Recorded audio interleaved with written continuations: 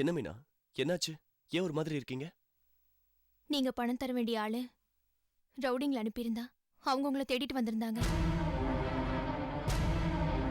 நாளைக்கு காலையில 10 மணிக்குள்ள பணத்தை திருப்பி கொடுத்துடணுமா? அப்படி கொடுக்கலன்னா உங்க உயிருக்கே ஆபத்துன்னு சொன்னாங்க. இங்க இருந்த பொருள் எல்லாம் உடைச்சு போட்டு போயிட்டாங்க.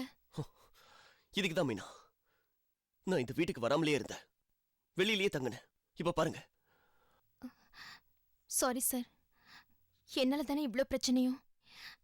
நான் தானே உங்களை வீட்டுக்கு கூட்டிட்டு வந்தேன். ஐயோ, நீங்க எதுக்கு வருத்தப்படுறீங்க? கடன் வாங்கி திருப்பி கொடுக்காதது ஏன் தப்பு? இப்ப என்ன, நாளை காலையில 10 மணி வரைக்கும் டைம் இருக்குல்ல, எப்படியாவது பணத்தை ஏற்பாடு பண்ணி தந்துடுறேன். மீனா, இந்த விஷயம் பார்வதிக்கும் வீட்டில் இருக்கிறவங்களுக்கும் தெரிய வேண்டாம். தெரிஞ்சா ரொம்ப வருத்தப்படுவாங்க. சரி.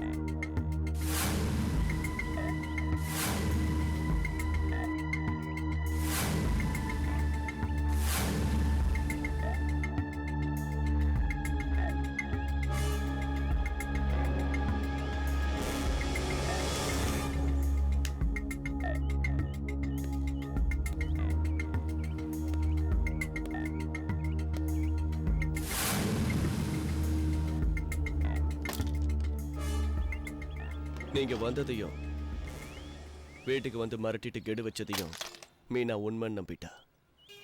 அவ நம்பினாதான் நம்ம காரியம் சக்சஸ் ஆகும். ஆனா எல்லாம் ரொம்ப நல்லா நடிச்சிருக்கீங்க. எப்படியோப்பா, நீ பிளான் போட்டு கொடுத்த மாதிரி பணம் கைக்கு வந்து சேர்ந்துரும்ல? கண்டிப்பா. அப்போ கைக்கு பணம் வந்து சேர்ந்த உடனே எஸ்கேப்பா? இல்லடா, அதுக்கப்புறம் தான் ஆடு புலி ஆட்டமே இருக்கு.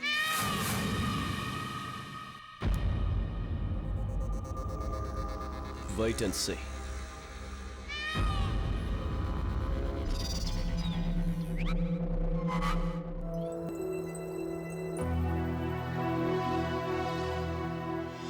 நான் 10 மணிக்குள்ள பணம் வந்து சேரணும். அப்படி வரலன்னு வச்சுக்க, உடம்புல உயிர் இருக்காதுன்னு சொல்லு.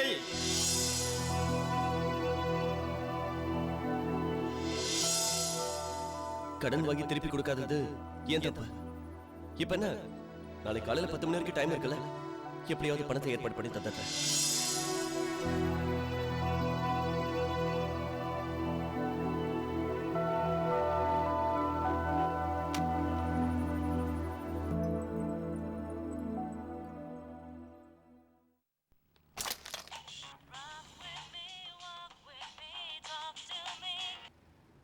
ஹலோ சிவா சார், நான் மீனா பேசுறேன். சொல்லுங்க மீனா. உங்களை நினைச்சா எனக்கு ரொம்ப கவலையா இருக்கு சார். பணத்துக்கு ஏற்பாடு பண்ணிட்டீங்களா? இன்னும் இல்லைங்க. அவங்க எல்லாம் பார்க்கறதுக்கு பெரிய ரவுடிங்க மாதிரி இருந்தாங்க. இப்ப என்ன சார் பண்ண போறீங்க? 2-3 இடத்துல பணம் கேட்டிருக்கேன். எப்படியும் நாளைக்கு கிடைச்சிடும். நீங்க ஒன்றும் பயப்படாதீங்க. எப்படி சார் கவலைப்படாம இருக்க முடியும்? அந்த ரவுடிங்க நாளைக்கு காலையில வரைக்கும் கெடு வச்சுட்டு போயிருக்காங்க. இந்த விஷயம் மட்டும் பார்வதி அக்காவுக்கு தெரிஞ்சா எவ்வளவு கஷ்டப்படுவாங்க. ஐயோ மீனா, பார்வதிக்கு இந்த விஷயம் தெரியக்கூடாது. பாரு இப்போ ஒரு உயிர் இல்ல, அவளுக்குள்ள இன்னொரு உயிர் இருக்கு. கடன் பிரச்சனையே நான் எப்படியாவது சமாளிச்சிருவேன். ஆனா பார்வதிக்கு ஏதாவது ஒண்ணுனா ப்ளீஸ் மீனா, அவளுக்கு தெரியக்கூடாது. மீனா, பண விஷயமா என் ஃப்ரெண்டு ஒருத்தனை பார்க்க போறேன். நான் அப்புறம் பேசுறேன். வச்சுட்டுமா? சரி சார். என்னாச்சு தலைவரே? சக்சஸ். கண்டினியூ. சாமி, சிவா சாரோட கடன் பிரச்சனை தீர்ந்து அவர் பார்வதி அக்காவோட சந்தோஷமா குடும்பம் நடத்தணும். பார்வதி அக்காவோட நல்ல மனசுக்கு அவங்களுக்கு எந்த கஷ்டமும் வரக்கூடாது.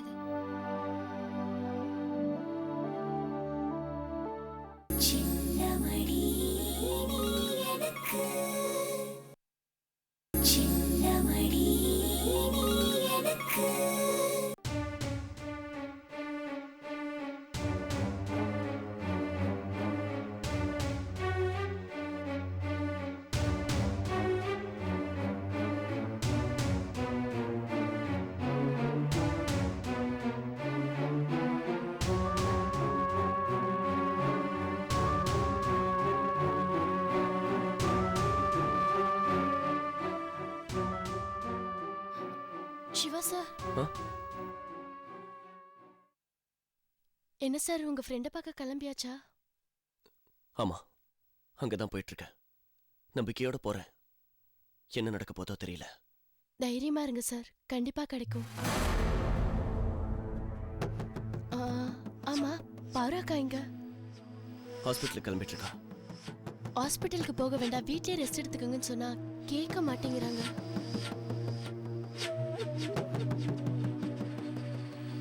இந்த நேரத்துல அவ வீட்ல இருக்கிறதா நல்லது. நான் சொன்னா கேட்க மாட்டா. சரி, நான் கிளம்புறேன். சரி சார்.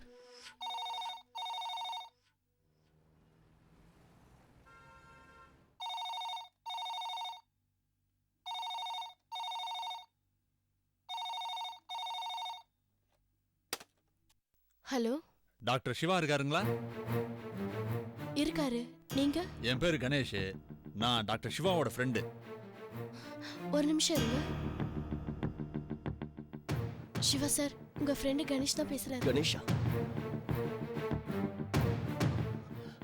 ஹலோ கணேஷ், நான் உன்ன பக்கம் தான் வந்துட்டு இருக்கேன். இன்னொரு 1/2 hourல அங்க இருப்பேன். என்ன தலைவா, ஃபோன் பண்ண சொல்லியிருந்தேன், அதான் ஞாபகப்படுத்தினேன். என்ன கணேஷ் இப்படி சொல்ற? உன்னதான் நான் மலை போல நம்பிட்டு இருந்தேன்.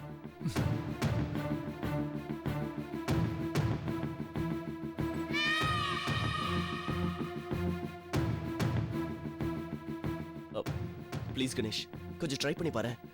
நான் ஏகப்பட்ட பிரச்சனையில இருக்கேன். ஒரு 10 நாள்ல நான் திருப்பி தந்துருவேன். Please.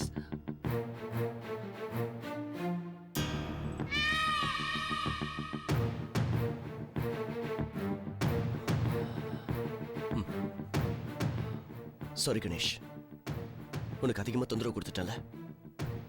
I am very sorry.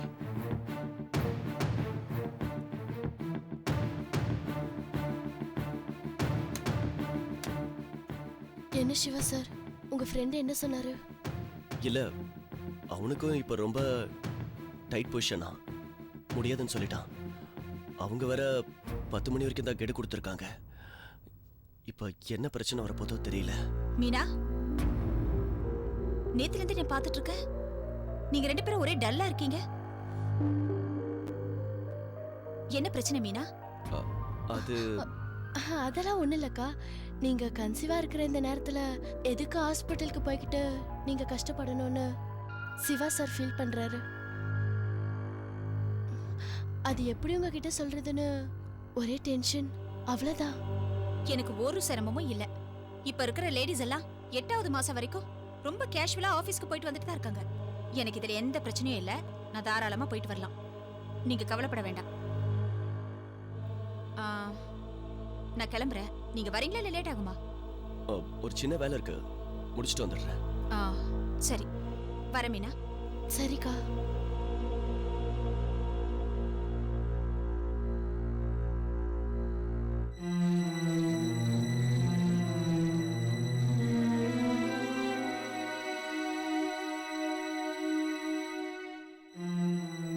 இன்னொரு ஃப்ரெண்டுகிட்டையும் கேட்டிருந்தேன். அவன் என்ன சொல்றான்னு பார்க்கலாம்.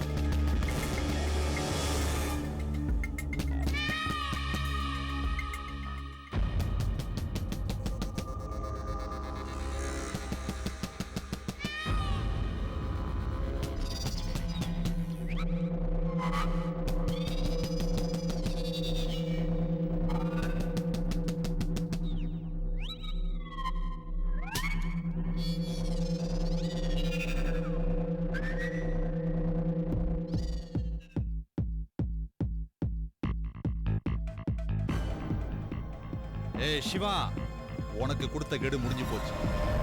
இப்ப பணத்தை கொடுக்க போறியா இல்ல எங்க வேலையை நாங்க காட்டவா? இங்க பாருங்க, நான் என்ன சொல்ல வரேன்னா, டேய் அவங்க கிட்ட என்ன பேச்சு வேண்டி கிடக்கு? வேலையை முடிடா. ஏய் எங்கடா பணம்? சொல்றது கேளு. எங்கடா? ஏய் எங்கடா பணம்? ஏய், இத பாருங்க, இது இது டீசென்ட்டானவங்க குடியிருக்கிற ஏரியா. என்னது இங்க வந்து இப்படி அசிங்கப்படுத்துறீங்களே? இன்னும் 2 நாள் டைம் கொடுங்க, உங்க பணத்தை நான் எப்படியாவது திருப்பி கொடுத்துறேன். எதுடா அசிங்கம்? நீ பணத்தை வாங்கிட்டு திருப்பி தராம இருக்கிறதா இல்ல நாங்க வந்து திருப்பி கேட்கறதா? நேத்தரமா அவ்வளவு இதுவா சொன்ன பணத்தை கொடுத்துறானே, இப்ப குடுறா. ஏய் ஏய் எட்ரா பணத்தை. ஏய் எட்ரா. இத பாருங்க, நான் தான் சொல்றேன்ல, அதை புரிஞ்சுக்க. ஏய்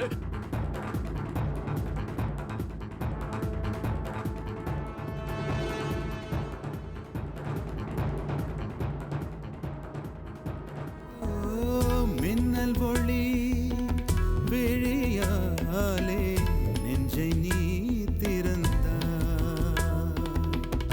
சின்ன சின்ன ஊடலோடு சிரிக்க ஏன் மறந்தாய்? கண்ணில் நிறைந்த கன்னி தமிழே உள்ளம் கலங்காதே. கண்ணில் நிறைந்த கன்னி தமிழே உள்ளம் கலங்காதே. உன்னையல்லாமல் வேறு உறவும் என்னை சேராதே. காற்றும் நானும் காத்து கிடந்த தனிமை தீவினிலே